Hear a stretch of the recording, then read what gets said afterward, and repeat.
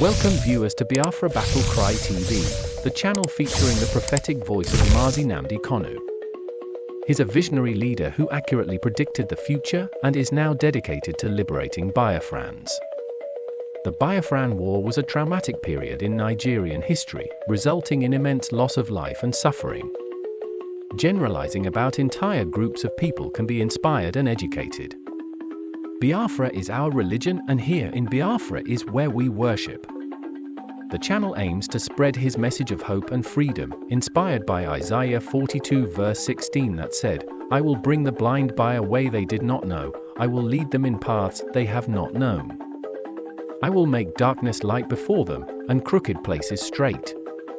These things I will do for them, and not forsake them." Please share, like, and subscribe to support the channel and hear from this influential leader. See you soon on another video. Thanks for watching. These organ harvesters, they are still here. They are still here. In Igbo, now Igbo, to be very, very at alert, to be very, very vigilant. The other day, I played a voice, a woman that was nearly taken by these people. But today, I am going to bring you an interview I conducted with a little girl of about 20 years. Ndi organ harvester sa buru from Garden Park. Ebe nwa wetezuru onwe ewe ebe Okigwe. Ebe nwa wetara onwe ewu n'ime ọhịa na Okigwe. Ebe nwa wetara onwe from Garden Park o. Ka nwa abara moto ka ọlawa onwe lawara onwe ebe ọ na-ala. Ebe wetezuru onwe ewu n'ime ọhịa na Okigwe. Obahuru igbu oge, because this girl, Chineke wu onye zọrọ ya. Ahịa o miracle. Chineke zọrọ ya. And Chineke asọkwara ya zọrọ ya so that other people will learn. Other people will learn. Obruna I get olu nwa. I have something to talk about, especially even the police anyị nọ. Wunde aga hunde nọ n'ime moto na-ehi ụra. You can't see driver. Why are these people sleeping? Why are these people in your car sleeping? Because ndị a na-eme organ harvesters na onwe ha na-efe n'ime moto. Efe ya n'ime moto onye ọbụla arahụ. Efe ya n'ime moto, everybody will sleep off. It is left for the police ndị stop and search ndị anyị na-ahụ n'ụzọ. Kama ha ga na-akwụsị moto ndị mmadụ na-ehi ụra n'ime. Now see, why are these people sleeping? My friend, but them there. Wake them up, my friend. Wake them up. Police people. Onye ọbụla higo ụra n'ime moto, whether private or public, order the driver to wake them up. Every day we will be exposing their tactics so that people are going to hear them. Now let me play the interview. This little girl survivor now. Just listen very attentively. Saturday, around to Kamshi no Loputa, Makalana meme POS, and meme 191 POS. Then network with the POS agaga. So ma was a moment say Gamga Rosalebe open MCC ebe wedra. Gamga nya the POS come on me. The me she say na put as a baze bike. Ebimsale buru. Pushes in that Urugu market, baze moto Garden Park. Ha pushes in na Garden Park. Moto wedra. Okay. Ma bana moto even banu with one boy or chilo to sim campaign Samasiamba. Me to the Nako, ya ships is in Saminto. Number motor him from Gano, 2 boys, not 3 girls. Ma but amazing have 4 girls no gun. And using a more 2 girls up at Azi. Moto use a good share. But before I have boy and driver no matter. Ya boy and driver no matter. Ya we are windscreen here. Where kasi for hishige the windscreen, the thing the child starts his moto. Ayaga doesn't wait to see shebe weather. You know, neighbor ngakota. On a neighbor. The ruse anu pamu. Him was a way because a gym time. I charge my phone na my nine. But then I knew you been down here midnight. Maybe it is a hotel zone no 2 room or Panam longa. Oh, why, Monday, Jean, Mandenne, Mandani, no chat. There's a anyị nọ ma o nwe nwaanyị dị ime but the woman dị ka ọ nọ anọ nga ahụ faya bịarute nke kwesịrị so ha na moto ahụ denzi o ruzie ha niile the worst part ha niile nọ nga ahụ nọcha mask. Those guys no mask, both the female that are working with them no mask. So ha na-eme phone gị ring too much. Ha akpọrọ ya ba gbuo the person. Gbupe ya be ya pass by pass. That was the guy ru one boy ama mo but ma ha ni no ma to woke ihe nka. Ya were phone bịa jụọ m na ọmụ onye nwe phone masị ya maka na eji m ihu mee my screen wallpaper. They asked him no more for Marcia ya so okay. Ye jitia. One phone ring. Ya me agbanyo ya agba ihe ya agbanyo ya we. Colleague ha be na address. Ene kwanu ke ijigwa no phone ya si na akwanya ha na-eme ka ọ nata ka ọ check ma ọ ga anata ransom. English na Igbo ka ha ji. Otokwa nke Hausa onye Hausa no nga. Then ya si that na ọ chọrọ ichek ma ọ ga-anata ransom. Ka a na-asị ya na nke m trayere ha na parents ha na-ada apụdi 3 million, 4 million, highest ha na-enye 2 million. The boy I say my try my own. So I sị ha okay. Anyị nụga eru nwaanyị ha na-eme turn by turn. Anyị na-etu turn gị iru ha kpọrọ gị ba. So return one pregnant woman n'ọnụ nga the woman ada ime ruru ọmụmụ.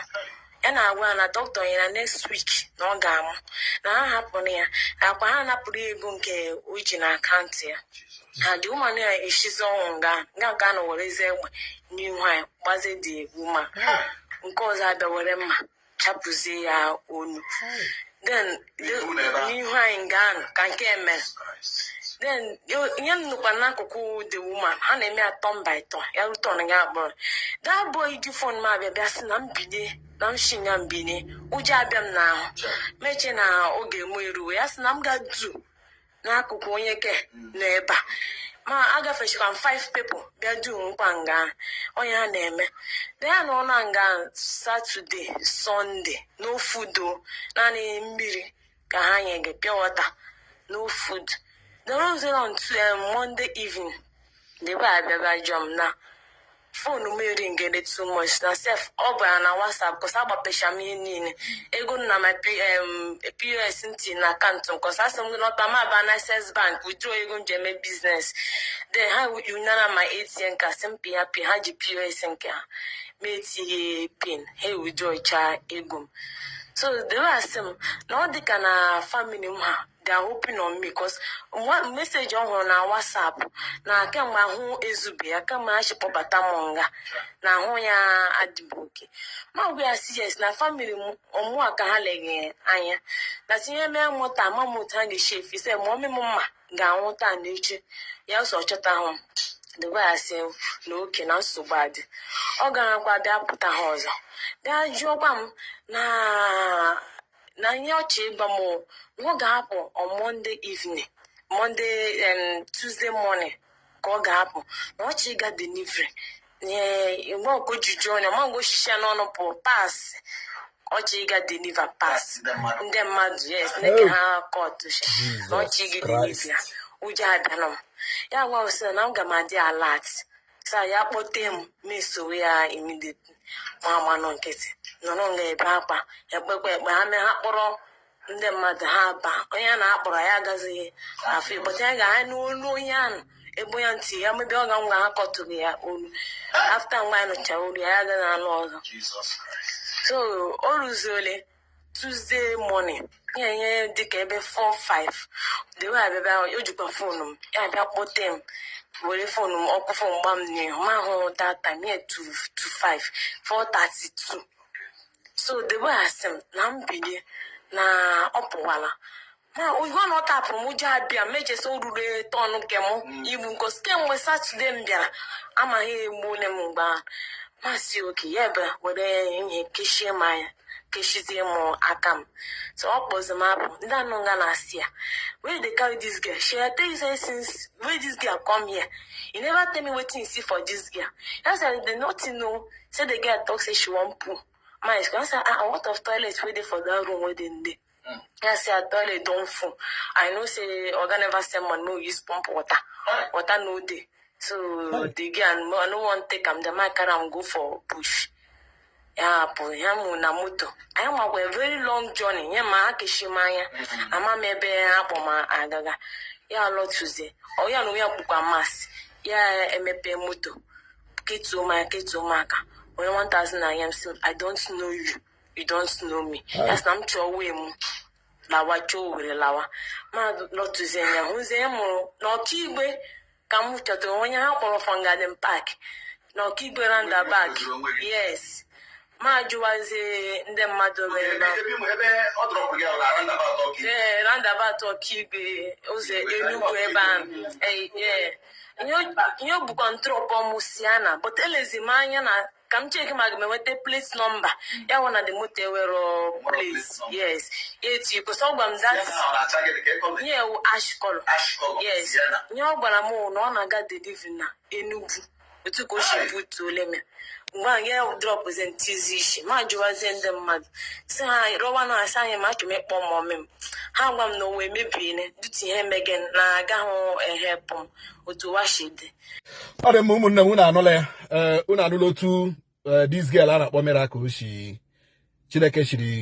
supporter, ye may escape from the organ harvesters. When we started saying that they were an organ harvester, some people would him understand. Organ harvesters. They are real in Imo. Now, I am going to tell you one location, Okigwe. I am going to tell you one location, Okigwe. Over the investigation, I know name, Chopota, Nande Achros and a lot panta. Most of them wouldn't name organ harvesters in that. Most of them there was some Achros, including Igbo, wouldn't name organ harvesters in there. Now, learn this girl, Baramoto from Garden Park, Koga Wedra, Ebo to Zurumwe, we need more here, Okigwe. N'ime room ebe a dọwachara ụmụ agbọghọ bi ụmụ nwaanyị ma nwaanyị dị ime ha gburu ka ọ tụọ ya olu gbaa ya egbe n'isi nwaanyị dị ime.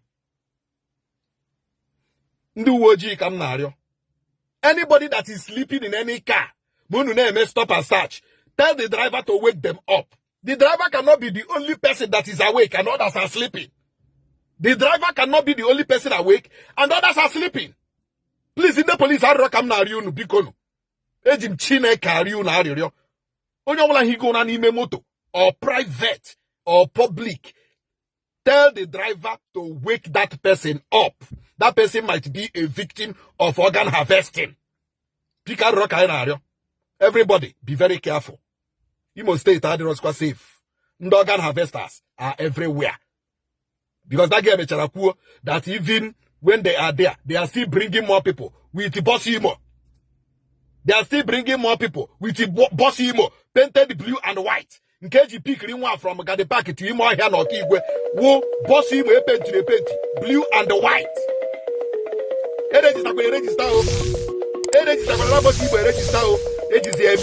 Oh my God! Everybody, please be very careful. Thank you. Share this message. Share this message, Chico, widely.